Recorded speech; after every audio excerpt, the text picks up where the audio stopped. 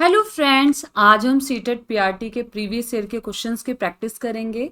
इससे पहले भी मैं 7 एमसीक्यू की क्लासेस ले चुकी हूँ, जिसमें मैंने प्रीवियस ईयर के क्वेश्चंस ही सॉल्व करवाए हैं, उनकी प्रैक्टिस करवाई है। तो आप वो वीडियोस भी ज़रूर देखें, क्योंकि प्रीवियस ईयर के जो क्वेश्चंस होते हैं वो बहुत ज़्यादा इंपॉर्टेंट होते हैं। नए क्वेश्चन जो बनते हैं वो प्रीवियस ईयर के क्वेश्चन के बेस्ड पे ही बनते हैं। उन्हीं क्वेश्चंस को लेके हम ट्विस्ट करके नए क्वेश्चंस को सामने देखते हैं। तो फिर अगर आप इन क्वेश्चंस को इग्नोर करेंगे, नहीं देखेंगे, नहीं सुनेंगे, नहीं प्रैक्टिस करेंगे, तो आप मार्क्स स्कोर नहीं कर पाएंगे, आप एग्ज़ाम क्लियर नहीं कर पाएंगे। तो आप काम करते वक्त भी अगर इन वीडियोस को देख सकते हैं, सुन सकते हैं, तो इन्हें ज़रूर देखें, क्योंकि ये क्वेश्चंस बहुत इंपॉर्टेंट है। ये आपका कॉन्सेप्ट जो है बहुत ज़्यादा क्लियर करते हैं। ठीक है, तो आपको आता कितना है वो ज़्यादा ज़रूरी नहीं है, आप क्वेश्चंस कितना सॉल्व कर पा रहे हैं वो बहुत इंपॉर्टेंट है। तो जब आप क्वेश्चंस को देखेंगे, प्रैक्टिस करेंगे, तो आप ऑटोमेटिकली क्वेश्चन सॉल्व करना भी आपको आ जाएगा। तो आप प्लीज़ इन क्वेश्चंस को ज़रूर देखें, ये बहुत इंपॉर्टेंट क्वेश्चंस हैं। तो चलिए आज की हम एमसीक्यू को स्टार्ट करते हैं। फर्स्ट क्वेश्चन रीड करते हैं। फर्स्ट क्वेश्चन है, select the one which is different from the other. उसे चुने जो अन्य से भिन्न है। ये क्वेश्चन है कि 4 ऑप्शंस दिए हुए हैं, उन 4 ऑप्शंस में से 3 ऑप्शन जो है वो एक जैसे हैं, और कोई एक ऑप्शन है जो कि तीनों से डिफरेंट है। तो हमें उस एक को चूज करना है इसमें। ओके, तो ऑप्शंस हैं petrol, paraffin wax, grease and coal. तो देखिए, पेट्रोल, वैक्स एंड ग्रीस, ये तीनों जो हैं पेट्रोल के ही अलग अलग रूप हैं, अलग अलग तरीके से पेट्रोल में से ये निकाले जाते हैं। ठीक है, लेकिन कोल जो है इन 4 में डिफरेंट है, इन तीनों से डिफरेंट है। कोल का निर्माण कैसे होता है? कोल का निर्माण होता है जब कोई प्राकृतिक आपदा आती है, उससे जब धरती के अंदर पेड़ पौधे जो है वो दब जाते हैं, उससे फिर कोल का निर्माण होता है। ठीक है, तो इसलिए हमारा ऑप्शन जो है कोल जो है वो डिफरेंट है इन चारों ऑप्शन में। ओके, तो फर्स्ट का डी ऑप्शन जो है वो करेक्ट है। Question number 2, Nepenthes is a plant which trap and eat frogs, insects, and even mice. In India, our country, this plant is found in नेफेंथस। एक पौधा है जो मेंढकों, कीड़ों और यहाँ तक कि चूहों को भी फंसाता है और खाता है। भारत में, हमारे देश में यह पौधा कहाँ पाया जाता है, हमें ये बताना है। ठीक है, नेफेंथस क्या है? नेफेंथस एक इंसेक्टिवोरियस प्लांट है। ठीक है, इंसेक्टिवोरियस, इंसेक्टिवोरियस प्लांट है। ठीक है, और ये क्या करता है? ये इंसेक्ट्स को खाता है। ये प्लांट जो है वो इंसेक्ट्स को खाता है और उससे क्या लेता है? न्यूट्रिएंट्स लेता है। ठीक है, इंसेक्ट से न्यूट्रिएंट्स लेके अपने प्लांट को स्ट्रेंथ देता है। ठीक है, और हमें बताना है कि ये इंसेक्टिवोरियस नेफिंथिस प्लांट जो है ये कहाँ पे मिलता है इंडिया के अंदर। ऑप्शंस है हमारे पास अरुणाचल प्रदेश, मेघालय, असम या फिर उड़ीसा। ये प्लांट जो है मेघालय में मिलता है, जहाँ बहुत ज़्यादा बारिश होती है। ठीक है, मेघालय में कंटिन्यूअस बारिश होती रहती है। ठीक है, तो नेफिंथस प्लांट, इंसेक्टिवोरियस प्लांट मेघालय में मिलता है। अगर हमसे कोई पूछता है कि कंट्री में कहाँ पर मिलता है, अगर ये क्वेश्चन बन जाता है कि किसी और मतलब इंडिया के बाहर किस कंट्री में इंसेक्टिवोरियस प्लांट मिलता है, तो हमारा आंसर होगा ऑस्ट्रेलिया। ठीक है, ऑस्ट्रेलिया में इंसेक्टिवोरियस प्लांट मिलते हैं। ठीक है, question number 3, one pashmina shawl is as warm as dash normal sweaters and dash hours are taken to weave a plain pashmina shawl. एक पैश्मीना शाल उतनी ही गर्म होती है जितनी सामान्य स्वेटर और डैश एक सादी पैश्मीना शाल बुनने में डैश घंटे लगते हैं। देखिए, ये क्वेश्चन हमसे क्या कह रहा है कि एक पैश्मीना शॉल होती है। ठीक है, first fill in the blanks में हमें बताना है कि कितना गुना गर्म होता है वो एक नॉर्मल स्वेटर से। ये देखिए, एक नॉर्मल स्वेटर से वो कितना ज़्यादा गर्म होता है पैश्मीना शॉल। और उसे बनाने में कितना टाइम लगता है। सेकंड इस ऑप्शन में हमें बताना है कि उसे बनाने में कितना टाइम लगता है। तो मैं आपको पहले बता दूं पश्मीना शॉल कहाँ पर मिलता है। ये है कश्मीर, ठीक है, कश्मीर के अंदर पश्मीना शॉल मिलता है, ठीक है। और जो कि कितना कितना गुना गर्म होता है। ऑप्शंस पहले हम देख लेते हैं।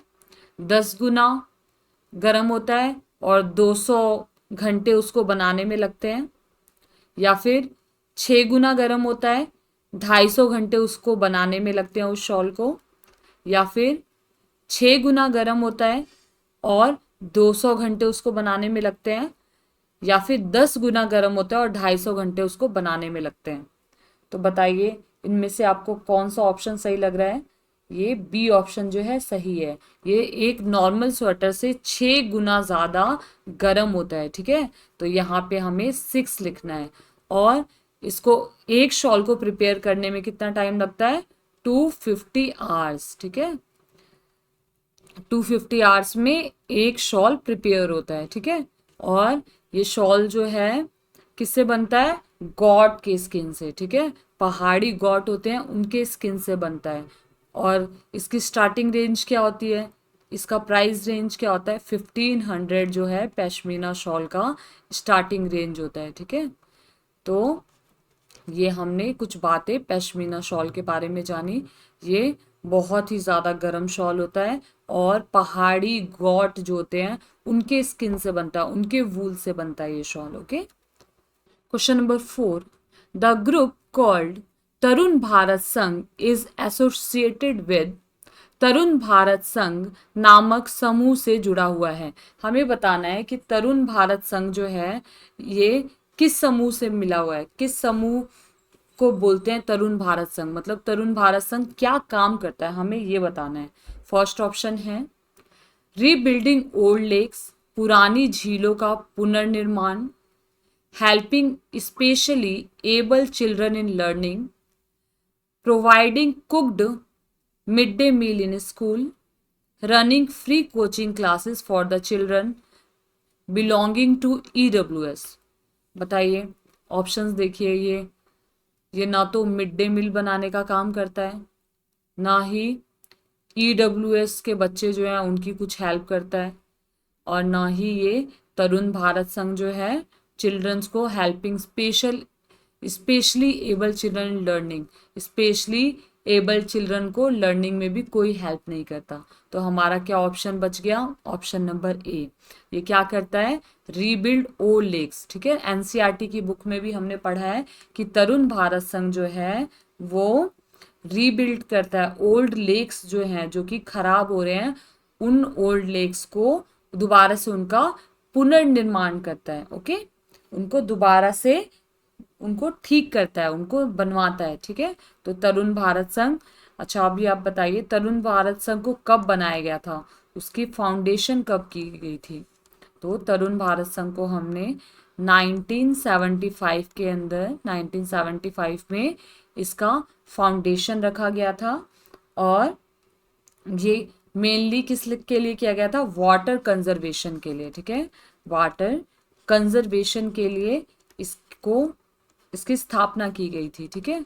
तो ये हमें बहुत ज़रूर याद रखना है, वाटर कंजर्वेशन के लिए तरुण भारत संघ की स्थापना की गई थी 1975 में।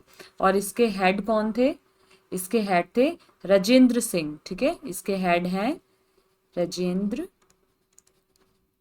सिंह, ठीक है, ये इसके हेड हैं। और वाटर कंजर्वेशन के लिए तरुण भारत संघ को शुरू किया गया था और इसका फाउंडेशन हुआ था 1975 में। ओके, तो ये भी आप इस आंसर के साथ साथ लर्न कर ले हैं, ठीक है, इसको याद कर लें। Question number 5। Select from the following the characteristic of the houses of Leh and Ladakh. निम्नलिखित में से लेह और लद्दाख के घरों की विशेषताओं का चयन करें। हमें इस क्वेश्चन में बताना है कि लेह लद्दाख के घर कैसे होते हैं, किस तरीके से बने हुए होते हैं, ठीक है। तो 4 ऑप्शन में से हमें देखना है कि कौन कौन से ऑप्शन ठीक है। फर्स्ट ऑप्शन है slanting wooden roofs made of tree Trunks, पेड़ के तने से बने लकड़ी की तिरछी छतें। Second, ground floor without window, बिना खिड़की वाला ground floor. Thick walls made of stones mud and lime, पत्थर मिट्टी और चूने से बनी मोटी दीवारें। थर्ड, वुडन फ्लोर, लकड़ी का फर्श। देखिए तो हम देखते हैं सबसे पहले लेह लद्दाख जो है वो बहुत ठंडी जगह है, तो वुडन फ्लोर तो सबसे पहले इसमें हम टिक कर दें, क्योंकि वुडन फ्लोर बनाते हैं ताकि ठंड जो है वो महसूस ना हो जब हम पैर फ्लोर पे रखें। ओके, तो वुडन फ्लोर ये तो कंफर्म है। और क्या है, इसके जो स्टोन्स और मड से और लाइम से ये बनाया जाता है, तो सी ऑप्शन भी ठीक है। एंड बी ऑप्शन देखते हैं, ground floor without window. Okay, ground floor without window बनाते हैं। और ए ऑप्शन क्या है, slanting wooden roofs made of tree Trunks. Okay, ये गलत है कि पेड़ के तने से बनी लकड़ी से हम इसको बनाते हैं, ऐसा कुछ नहीं है। ये मिट्टी से बना हुआ घर होता है जिसमें नीचे नीचे कोई विंडो नहीं होता, क्योंकि नीचे हम लोग जानवरों को रखते हैं। ठीक है, लेह लद्दाख में नीचे जानवरों के रखने के लिए खाली गोदाम टाइप का बनाया होता है। ठीक है, और स्टोन और मड से बनाया जाता है और वुडन फ्लोरिंग की जाती है यहाँ के घर में। ठीक है, और लेह के बारे में मैंने आपको इससे पहले क्या पढ़ाया था, लेह की जो लैंग्वेज है, लेह की लैंग्वेज क्या है, भूती। ठीक है, भूती लैंग्वेज वहां पे बोली जाती है।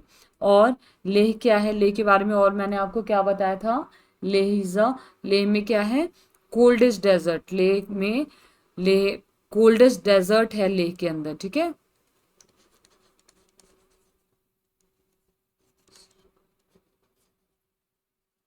ठीक है, तो ये तीन चीजें आपको याद रखनी है कि लद्दाख के घर कैसे होते हैं, लद्दाख में कौन सी लैंग्वेज बोली जाती है, और लद्दाख जो है कोल्डेस्ट डेजर्ट एरिया है। ओके, तो ये तीन चीजें हमें याद रखनी है। Question number 6, growing the same crop over and over and using so many chemicals makes the soil, एक ही फसल को बार बार उगाने और इतने रसायनों के प्रयोग से मिट्टी बनती है। हमें बताना है कि अगर हम एक ही क्रॉप को लैंड में फार्मिंग करते टाइम एक ही क्रॉप को बार बार फार्मिंग कर रहे हैं कि क्रॉप की, तो फिर उससे हमारे लैंड को क्या इफेक्ट होगा। ठीक है, ये हमें बताना है। तो ऑप्शंस है इसके, फर्टाइल उपजाऊ बनेंगे, बैरेन अनुपजाऊ बनेंगे, useful for a special kind of crop, या फिर ये किसी स्पेशल क्रॉप के लिए यूजफुल हो जाएंगे, या फिर फिट फॉर इरिगेशन या सिंचाई के लिए ये योग्य बन जाएंगे। तो बताइए, जब हम एक ही क्रॉप को बार बार लगाएंगे तो क्या होगा, इससे ये जो है अनउपजाऊ बन जाएगी, जमीन जो है बंजर बन जाएगी। ठीक है, तो एक ही क्रॉप नहीं लगाते हैं हम, हर सीजन में सीजन के अकॉर्डिंग क्रॉप चेंज कर करके ही फार्मिंग करते हैं। ठीक है, तो ऑप्शन नंबर बी जो है इसका करेक्ट ऑप्शन है। Question number 7, for making Madhubani paintings the artist use, Madhubani painting बनाने के लिए कलाकार उपयोग करते हैं। हमें बताना है कि मधुबनी पेंटिंग जब हम बनाते हैं तो किस चीज के उपयोग से बनाते हैं। ठीक है, ऑप्शंस है, स्पेशली मेड पोस्टर कलर्स, विशेष रूप से बनाए गए पोस्टर रंग का यूज करते हैं, fibre paint of very good quality, अच्छी क्वालिटी के फाइबर पेंट्स का यूज करते हैं, या फिर paints made by dissolving silver and gold, या फिर सिल्वर एंड गोल्ड को डिजॉल्व करके पेंट बना के हम मधुबनी पेंटिंग करते हैं, या फिर coloured paste of powdered rice, या फिर हम पाउडर राइस के कलर्ड पेस्ट बनाते हैं। ये पाउडर राइस का जो है ना पाउडर प्रिपेयर करके और उन्हें कलर्ड करके फिर मधुबनी पेंटिंग बनाई जाती है। ठीक है, ये कहाँ की फेमस पेंटिंग है, ये मिथिला की पेंटिंग है। ठीक है, मिथिला मधुबनी एक डिस्ट्रिक्ट है बिहार का जहाँ की ये पेंटिंग है। ठीक है, और मधुबनी पेंटिंग को क्या बोलते हैं, मिथिला पेंटिंग। मधुबनी पेंटिंग को क्या बोलते हैं, मिथिला पेंटिंग। तो अगर मधुबनी पेंटिंग की जगह पे मिथिला पेंटिंग आए तो आप कंफ्यूज ना हो, दोनों सेम चीज है। ओके, क्वेश्चन नंबर 8,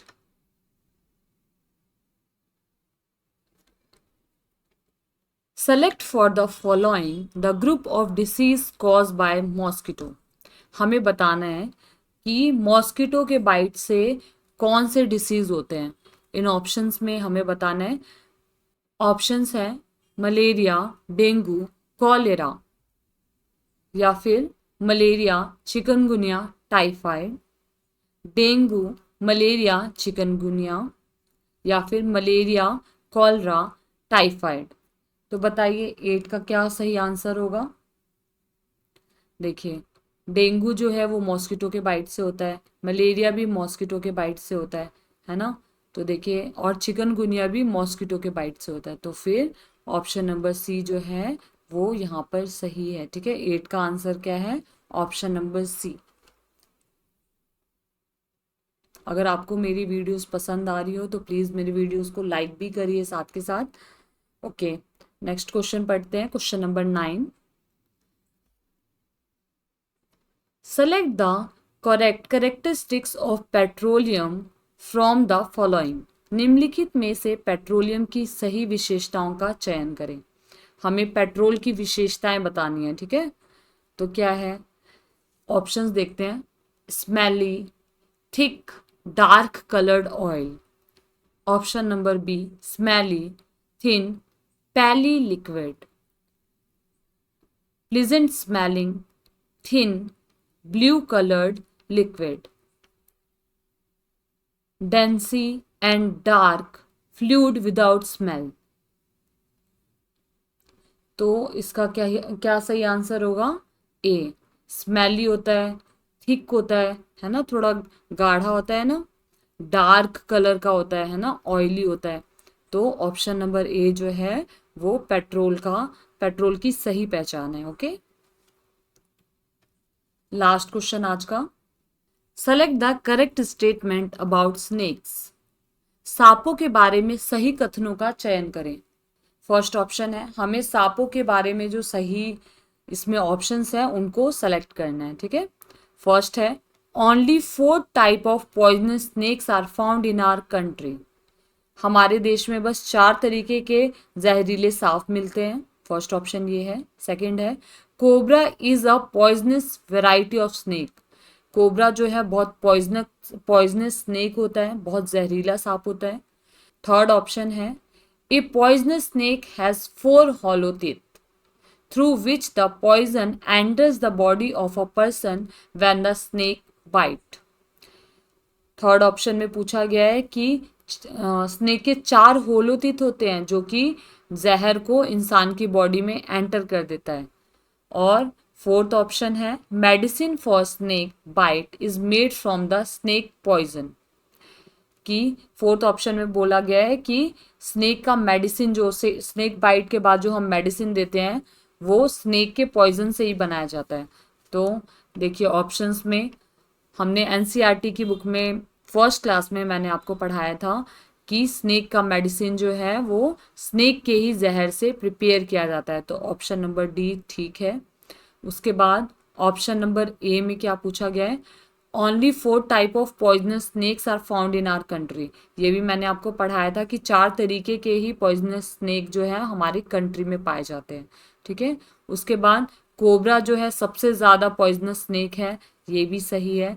लेकिन स्नेक के 4 हॉलोटीथ होते हैं, ये गलत है, क्योंकि स्नेक के कितने हॉलोटीथ होते हैं, 2 टू 2 हॉलोटीथ होते हैं, 4 हॉलोटीथ नहीं होते। ठीक है, जिससे वो पॉइजन जो है इंसान के बॉडी में ट्रांसफर कर देता है। ठीक है, तो देखिए कौन कौन से ऑप्शंस, ए बी और डी, ए बी और डी हमारा सही है। तो फिर ऑप्शन नंबर ए जो है वो करेक्ट हो गया। ठीक है, तो अच्छा, एक चीज और मैं आपको यहाँ पे बता देती हूँ, इंडिया में लार्जेस्ट इंडिया का स्नेक कौन सा है, largest snake in India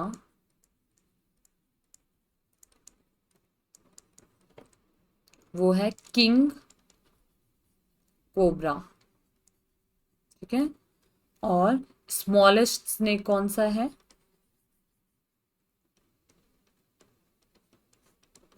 smallest snake है रॉसेल वाइपर। ये मैंने पहले भी आपको पढ़ाया है, बट रिवाइज करने के लिए मैं आपको दोबारा बता रही हूँ। सबसे ज़्यादा जहरीला स्नेक जो है वो इनलैंड पाइथन है, ठीक है। इनलैंड टाइपन, इनलैंड टाइपन जो है सबसे ज़्यादा जहरीला सांप है, ठीक है। तो मोस्ट पॉइजनस स्नेक है इनलैंड टाइपन, स्मॉलेस्ट है रॉसेल वाइपर एंड लार्जेस्ट स्नेक है किंग कोबरा, ठीक है। तो ये तीन भी हमें लर्न रखने हैं, ठीक है, ये तीन भी हमें याद रखने हैं। ओके फ्रेंड्स, तो आज की क्लास हम यहीं पे ओवर करते हैं, ठीक है। तो नेक्स्ट क्लास में हम मिलेंगे, तब तक के लिए आप मेरे चैनल को लाइक करिए, शेयर करिए और सब्सक्राइब करिए।